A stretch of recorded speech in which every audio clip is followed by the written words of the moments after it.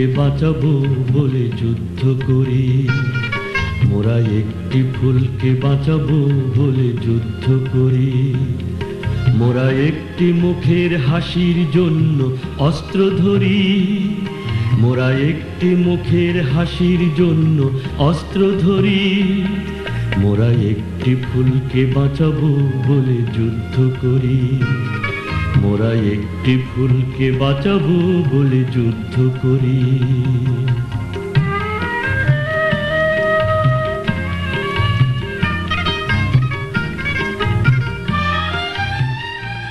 দর্শক মণ্ডলী, 1971 সালের 16ই ডিসেম্বর পৃথিবীর মানচিত্রে অভ্যুদয় ঘটেছিল একটি নতুন রাষ্ট্রের, স্বাধীন সার্বভৌম গণপ্রজাতন্ত্রী বাংলাদেশ। আমাদের আজকের অনুষ্ঠান আমরা সাজিয়েছি সেই বিশেষ দিনটিকে স্মরণ করেই, আর আপনাদের সঙ্গে আছি আমি আসমা আহমেদ মাসুদ। আমরা আমাদের আজকের এই অনুষ্ঠান থেকে বিনত শ্রদ্ধা ও উষ্ণ অভিনন্দন জানাই বাংলাদেশের মুক্তিযুদ্ধে অংশগ্রহণকারী সকল বীর মুক্তিযোদ্ধা ও বীরাঙ্গনাকে। আজ আমরা স্মরণ করছি মুক্তিযুদ্ধে নেতৃত্ব দানকারী সকল সামরিক ও রাজনৈতিক নেতৃবৃন্দকে। কৃতজ্ঞ বাঙালি জাতি আজ শ্রদ্ধাবনত চিত্তে স্মরণ করছে স্বাধীন বাংলাদেশের স্রষ্টা বঙ্গবন্ধু শেখ মুজিবুর রহমানকে এবং তার রাজনৈতিক নির্দেশনাকে।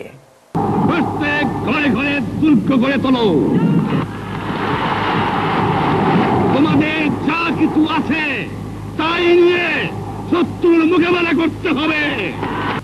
মনে রাখবা, রক্ত যখন দিয়েছি রক্ত আরো দেব, এদেশের মানুষকে মুক্ত করে ছাড়বো ইনশাআল্লাহ। দর্শক মণ্ডলী, আমাদের আজকের এই অনুষ্ঠান বাংলাদেশের মুক্তিযুদ্ধে আত্ম উৎসর্গকারী 30 লক্ষ শহীদের পূর্ণ স্মৃতির উদ্দেশ্যে উৎসর্গীকৃত। এখন আপনাদের জন্য রয়েছে 1947 থেকে 1971 সালের 16ই ডিসেম্বর পর্যন্ত বাংলাদেশের মুক্তিযুদ্ধের ক্রমবিবর্তন এবং বিজয় অর্জনের উপর বাংলা টেলিভিশন কানাডা নির্মিত একটি বিশেষ প্রামাণ্যচিত্র। তবে তার আগে 1 মিনিটের ছোট্ট একটি বিজ্ঞাপন বিরতি। ততক্ষণ পর্যন্ত আমাদের সঙ্গেই থাকুন।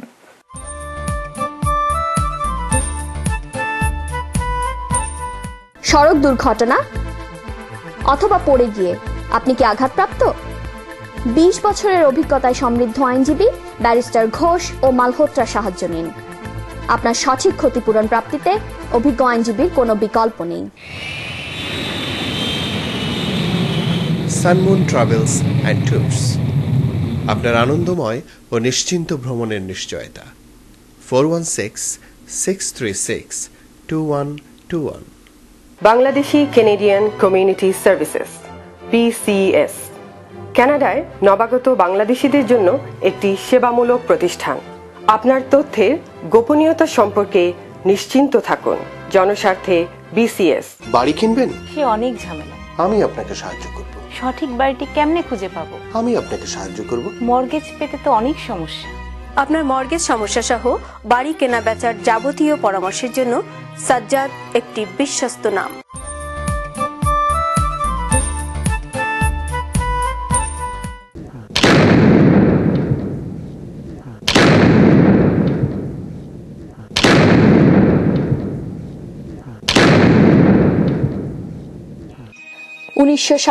সাল ব্রিটিশ রাজ দ্বিজাতি তত্ত্বের ভিত্তিতে ভারতবর্ষকে ভাগ করে ভারত ও পাকিস্তান দুটি পৃথক রাষ্ট্রে।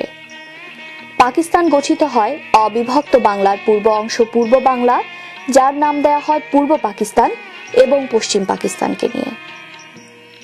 ধর্মবন্ধনের ঠুনকো তত্ত্বের উপর প্রতিষ্ঠিত পাকিস্তান রাষ্ট্রের দুই অংশ পূর্ব পাকিস্তান এবং পশ্চিম পাকিস্তান ভৌগোলিকভাবে ছিল সম্পূর্ণ বিচ্ছিন্ন। এই শিশু রাষ্ট্রের শুরু থেকেই পূর্ব পাকিস্তানের অধিবাসী বাঙালিরা পশ্চিম পাকিস্তানি শাসক গোষ্ঠীর দ্বারা নাগরিক অধিকার ও প্রাপ্য সম্মান থেকে বঞ্চিত হতে থাকে। ভাষা, রাজনীতি, অর্থনীতি ও সামাজিক অসমতা বাঙালিকে ক্রমেই প্রতিবাদী করে তোলে। 1948 সালের 24শে মে পাকিস্তানের তৎকালীন গভর্নর জেনারেল মোহাম্মদ আলী জিন্নাহ ঢাকায় এক জনসভায় ঘোষণা করেন, উর্দুই হবে পাকিস্তান রাষ্ট্রের একমাত্র রাষ্ট্রভাষা। বাংলার ছাত্র সমাজ এর প্রতিবাদে ফেটে পড়ে এবং সারা পূর্ব পাকিস্তান জুড়ে এর বিরুদ্ধে দুর্বার গণ আন্দোলন গড়ে তোলে। মায়ের ভাষা রক্ষার এই দাবিতে বাংলার আপামর জনতা, ছাত্র, কৃষক, শ্রমিক, শিল্পী, রাজনীতিক সকলে ঐক্যবদ্ধ আন্দোলন শুরু করে।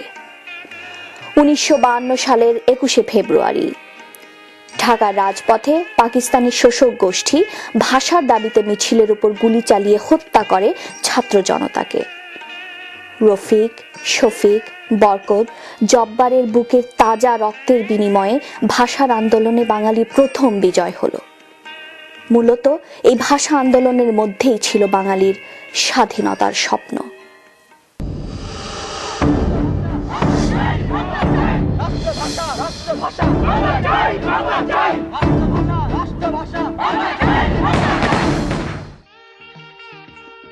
পাকিস্তানিদের বাঙালি দমন নির্যাতনের রাজনীতি ও শোষণ নীতির মধ্যেই বাঙালি রাজনৈতিক নেতৃত্ব রাজনৈতিক ও অর্থনৈতিক নিরাপত্তার পথ অন্বেষণ করতে থাকেন।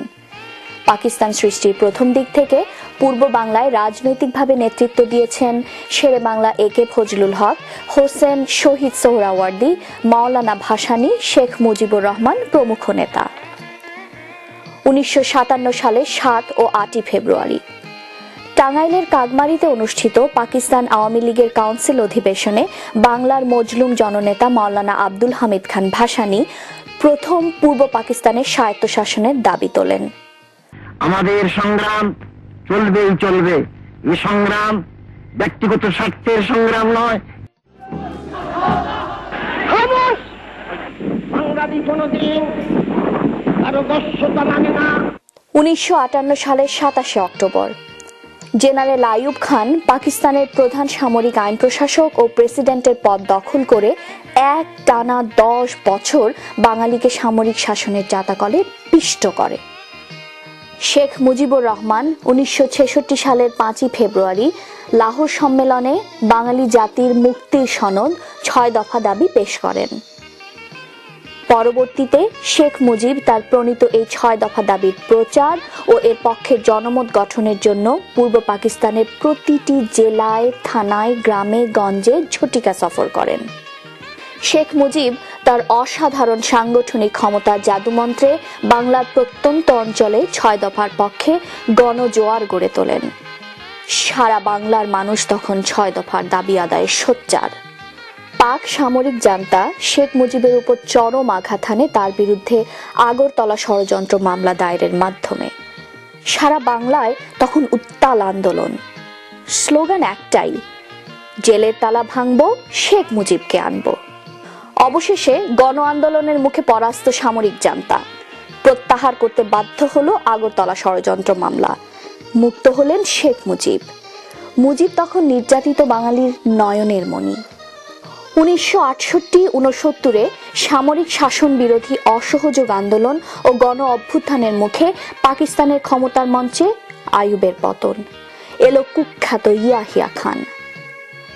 1970-এর সাধারণ নির্বাচনে বঙ্গবন্ধু শেখ মুজিবুর রহমানের অসাধারণ জনপ্রিয়তায় ও নেতৃত্বে আওয়ামী লীগ নিরঙ্কুশ সংখ্যাগরিষ্ঠতা লাভ করে। মোট 313টি আসনের মধ্যে আওয়ামী লীগ 167টি আসনে জয়লাভ করে সারা পাকিস্তানে একক সংখ্যাগরিষ্ঠ দল হিসেবে আত্মপ্রকাশ করল। জনগণের এই রায় বানচাল করতে সামরিক জান্তা ষড়যন্ত্র শুরু করে। বাঙালির হাতে ক্ষমতা হস্তান্তরে রাজি নয় তারা।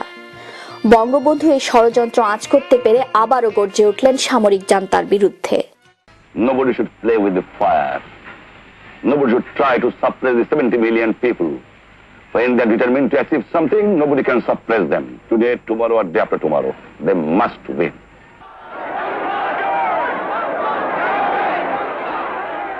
We cannot tolerate anymore all this system. Everything is collapsed. There is no administration. The people are obeying my order, not their order.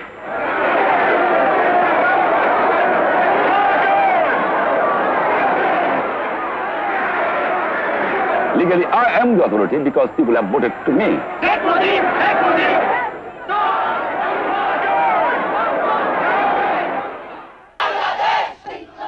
কিন্তু পাকিস্তানি শাসক গোষ্ঠীর কোনো চেতনাদয় হয়নি। তারা বাঙালি হত্যা ও নির্যাতন অব্যাহত রাখে।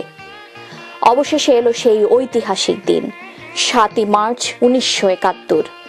বাঙালি জাতির অবিসংবাদিত নেতা বঙ্গবন্ধু শেখ মুজিবুর রহমান ঢাকার রেসকোর্স ময়দানের জনসমুদ্রে ঘোষণা করলেন, কি পেলাম আমরা? আমার পয়সা দিয়ে অস্ত্র কিনেছি বহিঃশত্রু আক্রমণ থেকে দেশকে রক্ষা করার জন্য। আজ সেই অস্ত্র ব্যবহার হচ্ছে আমার দেশের গরিব দক্ষিণী অস্ত্র মানুষের বিরুদ্ধে। তার বুকের উপরে হচ্ছে গুলি। আর যদি একটা গুলি চলে, আর যদি আমার লোকের উপর হত্যা করা হয়, তোমাদের উপর কাছে আমার অনুরোধ রইল, প্রত্যেক ঘরে ঘরে দুর্গ গড়ে তোলো। তোমাদের যা কিছু আছে তাই নিয়ে শত্রুর মোকাবেলা করতে হবে। মনে রাখবা, রক্ত যখন দিয়েছি, রক্ত আরো দেব। এদেশের মানুষকে মুক্ত করে ছাড়বো ইনশাআল্লাহ। এবারে সংগ্রাম আমাদের মুক্তির সংগ্রাম, এবারে সংগ্রাম স্বাধীনতার সংগ্রাম। আওয়ামী লীগের কাছে ক্ষমতা হস্তান্তর, এই আলোচনার নামে পাক শোষক গোষ্ঠী সময় ক্ষেপণ করতে থাকে এবং পূর্ব পাকিস্তানে তাদের সামরিক উপস্থিতি বৃদ্ধি করতে থাকে। ২৫শে মার্চ মধ্যরাতে হানাদার পাক বাহিনী ঝাঁপিয়ে পড়ে নিরস্ত্র বাঙালি নিধনে।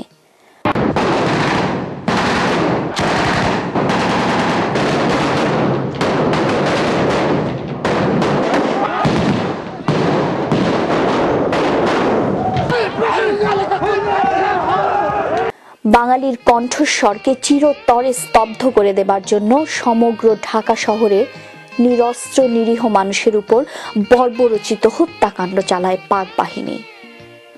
ঢাকা শহরের সর্বত্র শুধু লাশ, লাশ আর লাশ।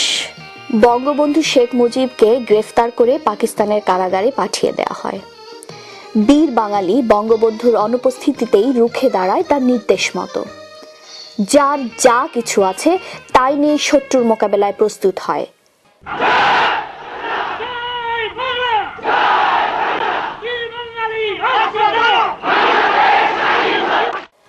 পাকিস্তান সেনাবাহিনীর বাঙালি সদস্য, ইপিআর, পুলিশ, আনসার সকলেই বিদ্রোহ করে যার যার অবস্থান থেকে বাঙালি মুক্তির এই যুদ্ধে অংশ নেয়।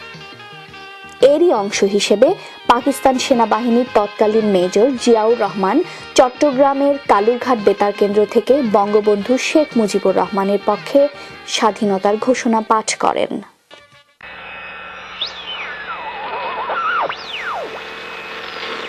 On behalf of our great national leader, the Supreme Commander of Bangladesh, Sheikh Mujibur Rahman, do hereby proclaim the independence of Bangladesh.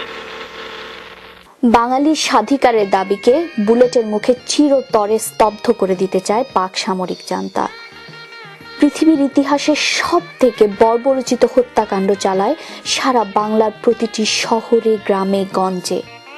গ্রামের পর গ্রামে নিরীহ নিরস্ত্র বাঙালিদের হত্যা করতে থাকে নির্বিচারে।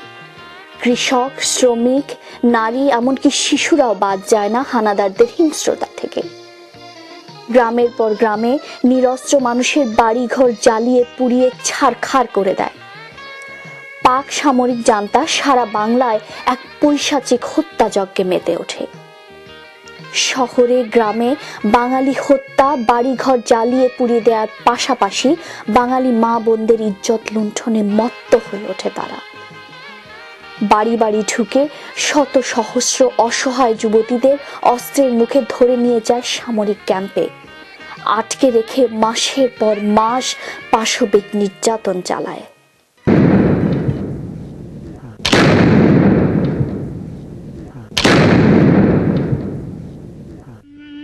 ১৯৭১ সনে ২৫ মার্চ রাতে রে মেয়ের মায়ের বোনের ইজ্জত লুইতাছে ডাকাতে রে। বাপের সামনে বলুক তো ঝুট, মেয়ের ইজ্জত হয়নি কি লুট। বাপের সামনে বলুক তো ঝুট, ওরে মেয়ের ইজ্জত হয়নি কি লুট, আজও বাংলার আকাশ বাতাস দুঃখে শোকে উদাস হয়। দাম দিয়ে কি নেছি বাংলা।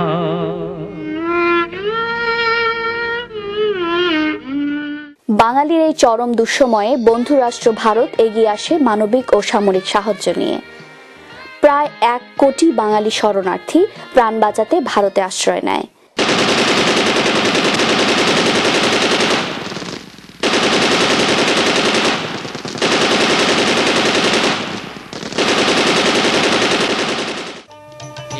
বাংলাদেশের গান গাইতে রে দয়াল, দুঃখে আমার পরাণ কান্দে রে।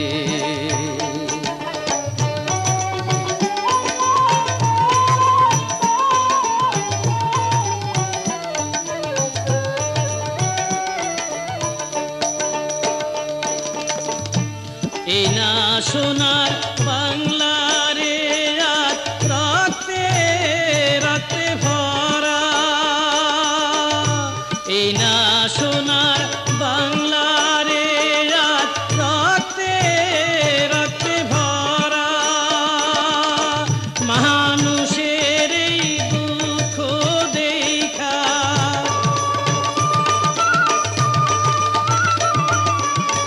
মানুষের এই দুঃখ দেখা কান্দে চন্দ্র তারা রে দয়াল, দুঃখে আমার পরাণ কান্দে রে। পাকিস্তানের কারাগারে অন্তরীণ বঙ্গবন্ধু শেখ মুজিবুর রহমানকে স্বাধীন বাংলাদেশের রাষ্ট্রপতি করে গঠিত হয় প্রবাসী মুজিবনগর সরকার। এই প্রবাসী বাংলাদেশ সরকারের রাজনৈতিক নেতৃত্বে ভারতের সরকার ও জনগণের প্রত্যক্ষ সহযোগিতায় বাংলার দামাল ছেলেরা কাঁধে তুলে নেয় বন্দুক। শুরু করে সুসংগঠিত মুক্তিযুদ্ধ।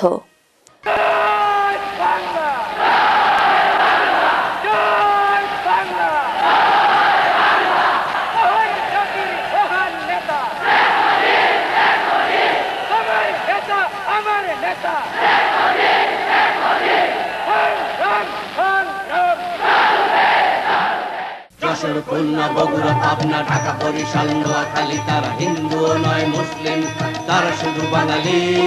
যশোর, খুলনা, বগুড়া, পাবনা, ঢাকা, বরিশাল, নোয়াখালী, তারা হিন্দু নয় মুসলিম নয়, তারা শুধু বাঙালি। রক্ত নেশায় উঠেছে মাতিয়া, খেলিতেছে তারা হোলি। অবাক নয়নে দেখছে বিশ্ব, দিচ্ছে কেমন প্রাণ। বোমারু বিমান, মেশিন গান, তুচ্ছ করি কামান। কদম কদম এগিয়ে চলেছে নারী মুক্তির গান। জয় বাংলার গান। এসো মুক্তিরণের সাথী, ওরে মুক্তিরণের সাথী। জয় বাংলা, জয় বাংলা, জয় বাংলা, জয় বাংলা। বাংলাদেশ সরকার কর্নেল আতাউল গনি ওসমানীকে মুক্তিযুদ্ধের প্রধান সেনাপতি নিয়োগ করেন। রণাঙ্গনকে 11টি সেক্টরে ভাগ করে 11 জন সেক্টর কমান্ডারের নেতৃত্বে বাঙালির মুক্তিযুদ্ধ পরিচালিত হয়। মুক্তিযোদ্ধাদের সাঁড়াশি আক্রমণে হানাদারদের পরাজয় তখন সময়ের ব্যাপার মাত্র। পাক বাহিনীর আক্রমণের জবাবে মুক্তিযোদ্ধাদের অগ্রযাত্রা এবং তীব্র প্রতিরোধ তখন সারা বাংলায় গ্রামে গঞ্জে সর্বত্র।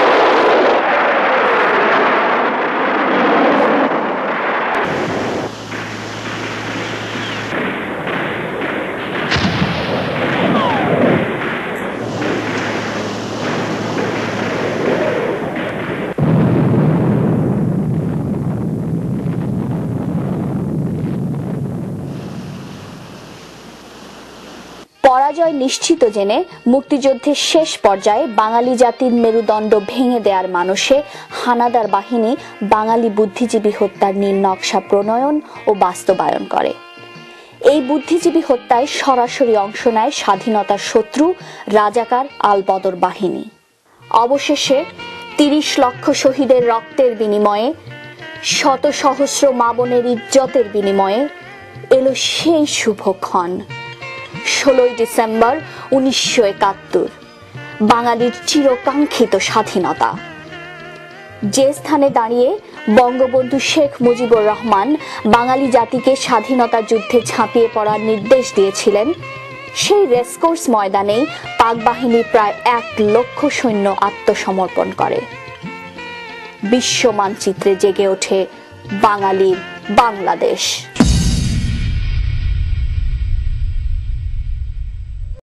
দর্শক মণ্ডলী, আপনারা দেখছেন কানাডার টরন্টো থেকে প্রচারিত বাংলা টেলিভিশন কানাডার বিশেষ অনুষ্ঠানমালা। পৃথিবীর যে কোনো প্রান্ত থেকে যে কোনো সময়ে আমাদের অনুষ্ঠান দেখার জন্য লগ ইন করুন www.banglatelevision.net।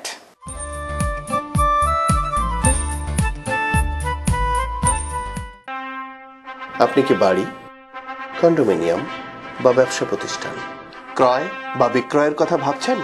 আমি সাজ্জাদ বিশ্বস্ততা এবং নির্ভরশীলতার সাথে আপনাদের সাথে আছি। রোজ ব্র্যান্ড সরাসরি বাংলাদেশ থেকে আমদানি করছে ইলিশ, রুই কাতলা, পাবদা পুঁটি সহ সব ধরনের মাছ। টরন্টো, মন্ট্রিয়াল সহ কানাডার বাংলাদেশি গ্রোসারি সমূহে রোজ ব্র্যান্ডের মাছ পাওয়া যাচ্ছে। পল্টু কুমার শিকদার, টরন্টোতে বাংলাভাষী কেনেডিয়ান ব্যারিস্টার। আপনার যে কোনো আইনগত সমস্যায় নির্ভরযোগ্য এবং দক্ষ। ব্যারিস্টার পল্টু কুমার শিকদার। একটি স্বপ্নীল বাড়ি, একটি লাভজনক ব্যবসা, একটি নির্ঝঞ্ঝাট কন্ডোমিনিয়াম। আপনার এমন সব স্বপ্ন পূরণে অভিজ্ঞ রিয়েল এস্টেট এজেন্ট শাহজাদ একটি বিশ্বস্ত নাম।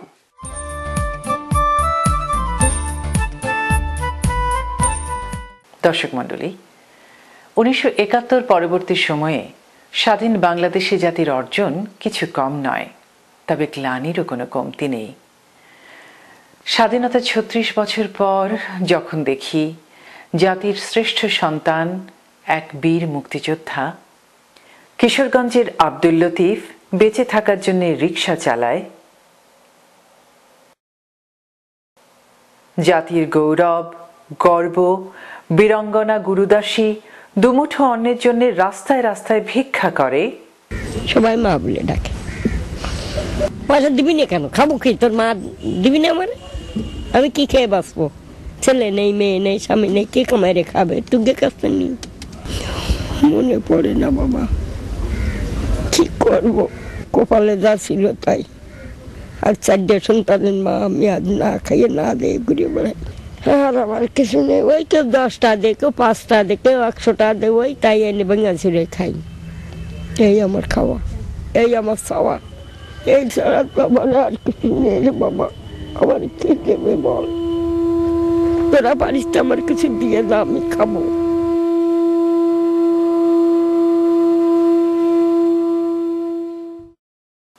বাড়তি কোনো চাওয়া নয়, শুধু মোটা ভাত, মোটা কাপড়ের আশায় ৩০ লক্ষ শহীদের আত্মদানের দেশের অভুক্ত কিশোরকে যখন নর্দমায় খাবারের সন্ধান করতে হয়, লজ্জায় ধিক্কারে মাথা নত হয়ে আসে।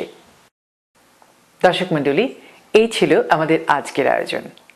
আপনাদের সবাইকে ধন্যবাদ আমাদের সঙ্গে থাকার জন্য। আশা করি আমাদের অনুষ্ঠান আপনাদের ভালো লেগেছে। আপনাদের মতামত জানাবেন। এখন থেকে এক পক্ষকাল পর আবারও এই অনুষ্ঠান দেখবেন আপনারা একই সময়ে একই চ্যানেলে। সবাই ভালো থাকুন, সুন্দর থাকুন, আর বাঙালির সঙ্গে বাংলা বলুন। মোরা একটি ফুলকে বাঁচাবো বলে যুদ্ধ করি, মোরা একটি ফুলকে বাঁচাবো বলে যুদ্ধ করি, মোরা একটি মুখের হাসির জন্য অস্ত্র ধরি, মোরা একটি মুখের হাসির জন্য অস্ত্র ধরি, মোরা একটি ফুলকে বাঁচাবো বলে যুদ্ধ করি, মোরা একটি ফুলকে বাঁচাবো বলে যুদ্ধ করি।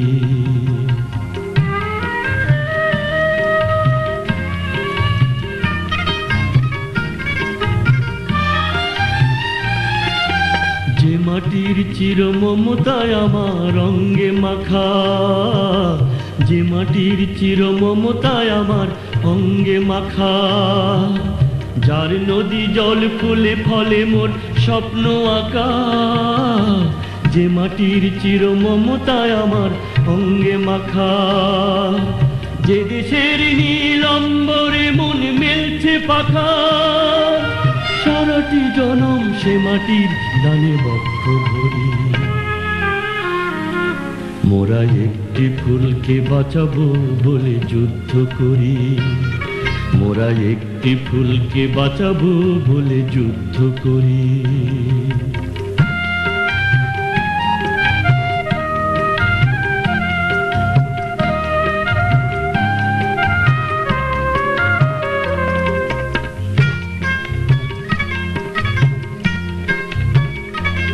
মোরা নতুন একটি কবিতা লিখতে যুদ্ধ করি, মোরা নতুন একটি গানের জন্য যুদ্ধ করি, মোরা একখানা ভালো ছবির জন্য যুদ্ধ করি, মোরা সারা বিশ্বের শান্তি বাঁচাতে আজকে লড়ি। নতুন একটি কবিতা লিখতে যুদ্ধ করি, নতুন একটি গানের জন্য যুদ্ধ করি। যে নারীর মধু প্রেমে